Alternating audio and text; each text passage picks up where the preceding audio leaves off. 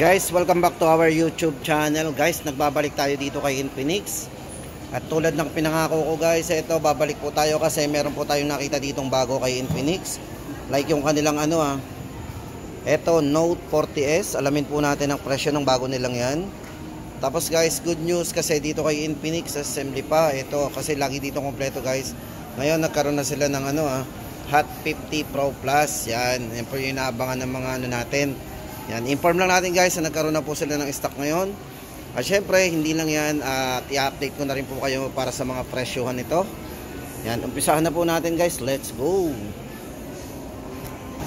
Eto guys, unahin na po natin ang bagong release ni Infinix ngayon. Yung kanilang Hot 50 Pro Plus. Ito, para sa mga nag-aabang po ng Hot 50 Pro Plus guys. Ito, good news. Kasi meron silang available. Nagkakaubusan ulit. Unahin po natin guys ang presyo ng kanilang Hot 50. Ito po yung hindi po ito naka-edge guys. Ito yung naka-box type. Ito para sa specs and parameters po ng kanilang Hot 50. Ito guys, naka-Helio G100 po para sa kanyang processor. Yung kanyang refresh rate ng screen guys, ito ay naka 120 refresh rate para sa kanyang all new. Tapos napakalinaw guys ng din ito ng screen, naka 800 nit bright display. Ito guys, silipin natin yung mga specs and parameters po nito. Ito, naka 120 Hz. Meron siyang size ng screen, naka 6.78. Always on bright display. 4 year of durable battery guys. 1,600 charge cycle guarantee. So, napakatagal po ng nyan. Then, 18 watts fast charge na po with 5,000 mAh para sa kanyang long lasting battery. At syempre guys, AI. Now for AI na po to. Yan. Size po nito guys, ito medyo manipis din po yung kanilang Hot 50 kasi 7.7 mm po para sa kanyang ultra slim premium design. Ito guys, ang update natin sa presyo po ng kanilang Hot 50. Dito po ang presyo guys nito ay 7,199. 7,199. Then guys, ito naman ang kanilang Hot 50. Ito na guys, sa mga nag-aabang po ng Hot 50. Ito pong si Hot 50 guys ay ito po yung pinakamanifest na phone ngayon. Ito po yung world's slimmest phone. Kasi ang size po ng nipis po nito is naka 6.8 mm para sa all new slim edge. Yan, design nya. Naka 3D curve.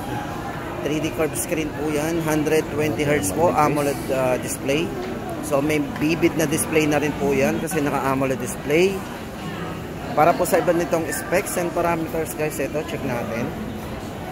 Ayan, naka Helio G100 din. Meron siyang 5-year performance TUV fluency. So 5 years po na hindi magbabago yung performance yan guys.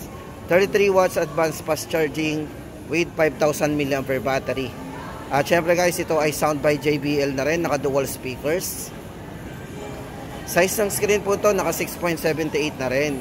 Naka 3D curve, 120 Hz AMOLED display. At on-screen fingerprint na po yan. Yan, Infinix AI now for all. O yan guys sa mga naghahanap ng pinakamanifest na phone ngayon, Hot 50 Pro Plus. Para po sa price yun nito guys, itong kanyang variant na ito ay naka 16 GB maximum RAM, 256 internal storage. Ito po ay 8,699 o 8,699. Tapos guys, ito na ang bagong release po ni Infinix ngayon na Infinix Note 40S. O ito guys, medyo kahawig to ng kanilang mga Note 40 series. O ito po yung kanilang Note 40S ngayon. Ito po naka 3D curved screen din po yan, 120 Hz AMOLED display. At ang maganda dito guys, naka Corning Gorilla Glass yan, matibay ang glass nito. Yan, Corning Gorilla Glass. Sound by JBL, naka NFC na rin po yan. Near field communication para sa transferring ng ating mga photos. Yan, JBL, sound by JBL to. Para po sa kanyang specs and parameters, ito. Naka 20 watts wireless mag-charge din po yan guys. Gumagana rin po sa mag-charge. 33 watts all-around fast charging na din, 2.0. At yung kanyang chipset is naka Helio G99 Ultimate naman po. Yan, sound by JBL. Sa camera po, meron siyang 108 megapixel na rin para sa kanyang naka super zoom na din. Active halo design din. So parang-pareho siya ng Note 40 Pro Yan, para po sa presyo guys ng kanilang Note 40S. Ito po ay 9,999 o 9,999. O ito po yung bago guys. Kung naghahanap po tayo ng mas mababa pa po sa 11,000 nila. Ayan, yun po yun, bago. Tapos guys, ito kumustahin natin. Marami pa rin bumibili guys ang kanilang Hot 40 Pro. Para po sa dalawang variant po ng kanilang Hot 40 Pro. Ito po ay parehong 4G guys Ito po yung design niya sa likod. Ayan, kulay gold. May mga black po ito, light blue and light green. Ito guys, para sa kanyang specs, ito po ay merong 108 megapixel po pagdating sa kanyang main camera. 32 MP sa front at ang maganda dito, pareho silang merong stabilized video. Naka 60 FPS po yan pareho. Then 120 Hz na rin po yung refresh rate ng eto, napaka smooth na rin. Size ng screen medyo malaki, naka 6.78 din po yan Tapos 33 watts fast charging na din. 5,000 mAh battery. Yan. Hot 40 Pro, dalawang variant po nito, 16GB 256, 6,699. Bumaba na po, dating 7,499 yan. At yung kanyang 8,499 na 21GB maximum RAM, ngayon po ay 7,699. Bumaba na din po. Ayan guys. Tapos ito na guys, lipat tayo sa kanilang official gaming phone. Ito yung GT20 Pro na napaka-hot pa rin sa bentahan. Ayan. Ito guys, ang kanilang are you an MMLB player? Tama-tama ito guys sa mga mahilig maglaro dyan. Kasi ito, unahin na natin ang chipset na ginamit ng GT20 Pro. Naka Dimensity A200 5G. Naka 4 nanometer yan ultimate processor. At syempre yung isa pong chipset nito is naka dedicated gaming display chip. O diba? Yan, MLBB. So maglalaro tayo ng ML guys sa 120 FPS po. Kumpara natin sa iba na hanggang 90 lang po, sagad na. Pero dito hanggang 120 po ang gaming niya. Kasi ang refresh rate ng screen po niyan is 144. Kaya kaya niya yung 120. O ito guys ang unit na yan. Nakalimutan na natin. Ito guys yung design nito. Ito po guys ay orange. Pag bumili po kayo ng GT20, pag sinabi nyong orange, ito po yung makukuha nyo, kulay black ang majority color. Orange po yung guhit. Then meron itong mga silver and meron siyang blue. Pag blue naman po ang guhit, gray naman po ang body. Yung dominant color niya. O ito guys, isa-isahin na natin ang specs and parameters ito. Ayan. Ito guys, para dito sa kay ang maganda dito, napaka po nito para sa kanyang charging. Ito, check po natin. 45 watts po para sa kanyang fast charging. Yan. Sa mga mahilig maglaro guys, tamang-tama sa inyo to. Ito po yung design niya na meron din po itong mecha loop lighting guys. Ito yung umiilaw sa likod. Kapag call and text po natin, notification. Yan. So yung design po niya 108 megapixel po para sa kanyang OIS camera. Ayan guys, meron siyang 108 megapixel. Front and back camera guys ito, meron siyang optical image stabilization. May depth camera and macro camera din. Ayan. Syempre guys sa mga gamer ito, super night mode. Ito. Pagdating sa super night mode naman guys, napakalinaw po ng kuha natin dito. Yan, dual view video kung saan guys sabay nating mag-video. Yan, kasi nga po meron tayong dual view video. Yan, Android 14. At ang maganda dito guys sa kay GT20, meron siyang 2 major updates. So meron siyang Android updates 2 beses at yung kanyang 3-year security patch update din. Di ba? Para po sa ating latest update sa presyo po nito guys, 15,999. At tama-tama po, abot pa po kayo sa kanyang gaming kit na freebies, yung kanyang cooling fan na may kasamang finger sleeve. Yan. At yung magnetic case niya. 15,999 GT20 Pro. Then guys, ito na, punta na tayo sa kanilang Edge series. So yung kanilang Note 40 Pro series. Ito para sa dalawang variants po ng kanilang Note 40 Pro series. Kasi ito best seller po nila dito yung leather Yung leather green, no? Ito yung hawak po ni Ibana. Leather po yan. So mas naminipis po lalo siyang tingnan. Ito guys para sa dalawang variants.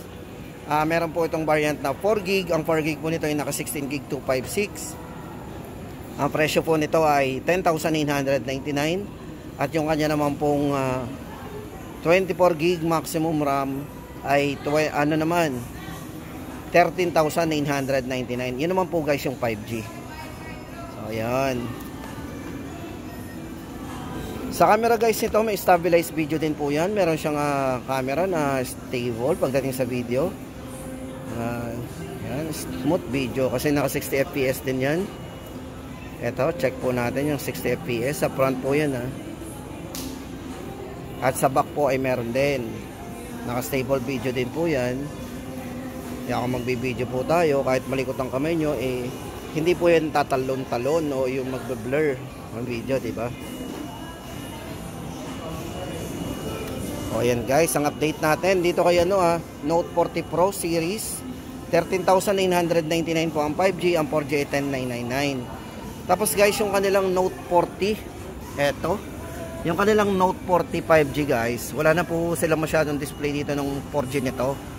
Yan. Pero last po naging presyo ng kanilang 4G guys ay 9,499. Pero ngayon guys, ito good news kasi ang 5G po ng Note 40 5G from 12,999, ito po ay 10,999 na lang. Ito po ay merong 512GB internal storage. Yan, 24GB maximum RAM, Dimensity 7020 ang chipset po nito, yung processor. 33 watts fast charging at 15 watts po yung wireless po niya. Size ng screen naka 6.78, AMOLED screen na rin po yan. At naka 120Hz na rin po yung refresh rate. Ito guys yung kanilang Note 40. Yan. Tapos guys, ito naman sa mga nagtatanong po ng kanilang Zero. Ito guys, ang dami nangungumusta po sa atin kung kailan daw po dadating ang flip nila na model daw po ni Infinix. Ito guys, yung kanilang 030 pa rin ang display dito. Wala pa po tayo ditong yung mas daw po, yung mas bago daw po nitong version. Ito guys, para sa dalawang variant po ng 030. Para po sa 4G, ayan, 256GB 8,999. Then yung kanyang 5G po para po sa kanyang dating 14,999, 12,999. Ito po yung 21GB RAM. Pero maganda dito guys, kay 030 naka 144 din po refresh rate ito Ito yung unang 144 refresh rate ni Infinix na unang lumabas. Ito po ay merong front vlogging camera, 50 megapixel na naka 60 fps. So ito yung merong 50 na front vlogging camera nila.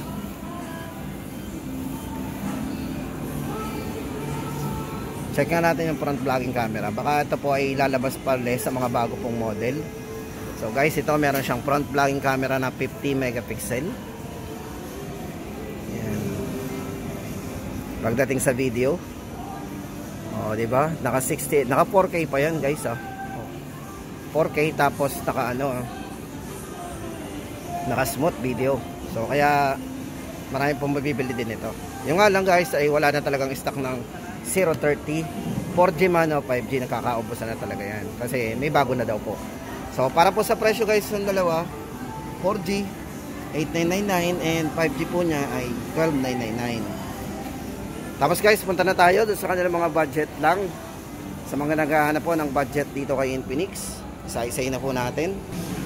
Ito na po guys, isa-isahin na po natin yung kanilang mga budget phone. Ayan, ang dami natin pagpipilian. Pero guys, ang maganda naman dito kay Infinix, kahit anong mapili natin dito, panalo tayo. Unahin na po natin yung kanilang Smart 8. O ito guys, sa mga naghahanap po ng Smart 8 dito kay Infinix, yung kanila pong Smart 8 dito. Ayan guys, yung kanila pong Smart 8 dito guys, ito para dito sa kanyang 6GB RAM. O yung may maximum RAM na 6GB, 3+3 ang RAM po nito. 64 internal storage. Para po sa presyo guys natin dito, 3,599. Napaka budget phone pa rin nito. Ito guys is naka 90Hz po yung refresh rate ng screen. Ayan, 5,000 mAh battery, 13 megapixel po para sa kanyang main camera. Naka type C na po guys to ha. Then ayan, meron siyang 200% volume up. Para sa security guys, ito yung naka side mounted fingerprint na din. Yan, Smart 8 64GB 3599. Tapos ang kanilang 128 naman po na best seller din to, itong kanilang 128 kasi nga naman doble na po internal storage natin dito. At meron tayong 8GB RAM. Yan, 4+4 128 internal storage. Para po sa kanyang overlook, ito check po natin yung kanyang specs o yung mga highlights. Ito guys ay merong 90Hz refresh rate din. Tapos 5,000 mAh battery, naka type C, 13 megapixel din para sa kanyang dual camera. Top reliability guys, ito matibay din to. Tapos syempre guys 200% volume din with DTS processing. At syempre guys, naka side mounted fingerprint and face unlock na rin to. Ayan. Para po sa presyo guys ng ating 128 ay 4,199. 4,199. Then guys, yung kanilang Smart 9. Ito para sa bagong release po ni Infinix dito, yung kanilang Smart 9 na may dalawang variants po. Unahin po natin yung kanyang 128GB. Guys, ito merong 128, meron siyang 6GB RAM, maximum po yun. 128 internal storage. Pero guys, ang maganda dito sa kanyang Smart 9, napakataas po ng refresh rate niyan. Meron siyang 120 para po sa kanyang screen refresh rate. Yan, pagka po inopen natin to guys, ito kailangan nating ilagay sa 120 para ma-experience po natin yung smoothness niyan. Ang size po ng screen nito is naka 6.7. Ayan, 6.7, naka punch hole display. Tapos guys, ang maganda dito, meron siyang 48 month of fluency protection. Yan, yung performance niya ay napaka fluency. Yan. Tapos naka-durable and drop resistant din po ito. Matibay din po ito pagdating sa mga drop resistant. Naka-dual speakers na rin po yan. Tapos ang maganda dito guys, meron siyang 300% volume up. So may malakas pong volume ito guys kasi may 300%. Tapos ang isa pa dito, sa lahat po ng mga budget phone guys, ito yung meron tayong nakita na mataas na chipset o yung processor. Naka Helio G81. Yan, para po sa kanyang gaming chipset. Helio G81 na po yan. Yan, price po natin para po sa kanyang 128GB guys. Ito ay yan, 4,199 din. So almost 4,200 lang guys, 4,199. At syempre hindi lang yun guys, kasi gusto naman natin ng mas budget, meron din po sila din ng 64GB. Ayan, ang price po naman ng ating 64GB ay 3,699. Very affordable pa rin. 3,699. Tapos guys, ito na, lipat naman tayo. Baka naghahanap pa po tayo ng Smart 8 Pro dito kay Infinix. Yung kanilang Smart 8 Pro from po ito 4,999. Ngayon po ay na lang to, 4,499. Kaya guys, importante talaga na lagi tayong manood ng ating update, kasi minsan po nagbabago talaga yung mga presyohan natin. Depende talaga yan, diba, sa mga date o mga buwan. Ito guys, ngayon ito ay 16,000. Yan. Ngayon guys, ito bali ay itong kanyang 16GB RAM 128 ay 4,499 na lang. Yan. Kung mahilig tayo sa camera guys, meron na rin itong 50 megapixel para sa dual camera nito. 90Hz na rin po yung refresh rate ng screen. Para po sa chipset ng kanilang ito po ay naka Helio G36. 200% volume up. Yan. 5,000 mAh battery at naka type C na din. Presyo po, ulitin po natin ang price ng Smart 8 Pro. Guys, tanda natin, Smart 8 Pro, 4,499. Then guys, ito, bagong release din po ni Infinix to, yung kanilang Hot 50. Hot 50i. Guys, for Hot 50i, may dalawang variants po yan. 128 and 256GB. So, difference po ng dalawang ito guys, yung kanilang internal storage lang. Para po sa presyo, guys, ang price natin dito is 4,799. Hot 50i. Then ito naman po ay 5,399 o 5,399. Para po sa mga specs and parameters guys nito, unang-una po dito yung kanyang 48 month of smoothness. O di ba? 120 Hz po yung refresh rate ng screen. Usually nakikita lang natin yan sa mga mid-range phone. 300% volume up. Parehas po sila. Tapos guys, ito ay naka dual speakers na rin yan. Then ang kamerang ginamit po dito guys, maganda dito kay Hot 50i is naka 48 megapixel na po na IMX po ang ginamit yan. IMX 582. Diba? Sikat na sikat po yung mga ganang brand ng IMX camera. Yan, 18 watts fast charging na din. Tapos guys, ang size ng screen to medyo malapad ng konti kasi ito naka 6.78 na rin ang size ng screen. Itong si Hot 50i. Bagong model po ni Infinix yan. 5499 ang 256. Sa 128 po natin ay 4799. Tapos guys, ito, kumustahin natin ang kanilang Hot 40i. Yung tatlong variants po nito. Available pa rin guys. Ito yung mga mainit din to sa mga bentahan. Para po sa kanyang variant po na 8GB 128. Ito guys, para po sa presyo niyan. Ito po ay guys, ito 48. Guys, ito po yan 4,699. O may 128GB na tayo. Then para po naman doon sa kanyang mas mataas na RAM o meron siyang 16GB 128 din po yan. Ang presyo naman po nito guys ay 5,499 o 5,499. At kung gusto naman natin ng 256GB, mataas din ang RAM, 16GB, ito po ay 6,199. O ayan guys, para po sa kanyang specs and parameters, check po natin ang specs po ng ating Sige Hot 40i. 90Hz po refresh rate ng screen, 50 megapixel po para sa dual camera, 32MP para sa front camera. For security guys, side mounted fingerprint and fingerprint unlock po niya. 200% volume up, 18 watts fast charging. At syempre guys, para po sa kanyang chipset, ito naka Unisoc T606 po ang ginamit sa kanya. Size po ng screen nito guys is naka 6.6. So medyo maliit ng konti. O, di ba? O ayan guys, ang update natin dito kay Infinix. Ngayong November 17, 2024. Ayan po ang pinaka-latest update natin.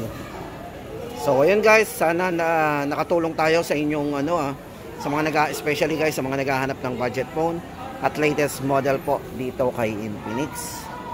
See you po sa mga next vlog natin.